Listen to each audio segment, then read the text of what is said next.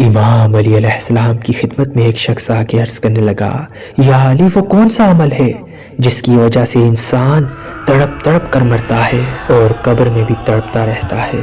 بس جیسے ہی یہ پوچھا گیا تو امام علی علیہ السلام نے فرمایا، اے بندہ خدا، میں نے اللہ کے رسول سے سنا کہ کسی انسان پر جھوٹا الزام لگانے والا موت سے پہلے تڑپ تڑپ کر مرتا ہے، کیونکہ اس کے جسم میں روح اٹک جاتی ہے۔ یاد رکھنا، کبھی کسی انسان پر الزام نہ لگانا۔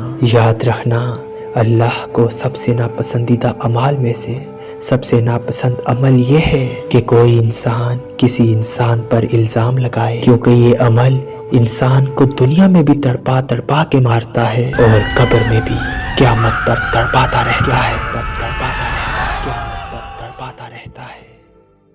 اللہ کے ولی حضرت شاہ شمس تبریز نے فرمایا کہ جس کسی پر بھی بندش ہو، مصیبتیں ہوں، پریشانیاں ہوں، تو اسے چاہیے کہ وہ ہر جمعرات کے دن اس قول کی دھنی اپنے گھر میں دیں۔ ایسا کرنے سے گھر میں جتنی بھی نجس طاقتیں ہیں اللہ کے کرم سے ختم ہو جائیں گی، مصیبتیں دور ہو جائیں گی اور گھر کے گرد ایک اثار قائم ہو جائے گا جو گھر میں نجس طاقتیں آنے سے روکے گا۔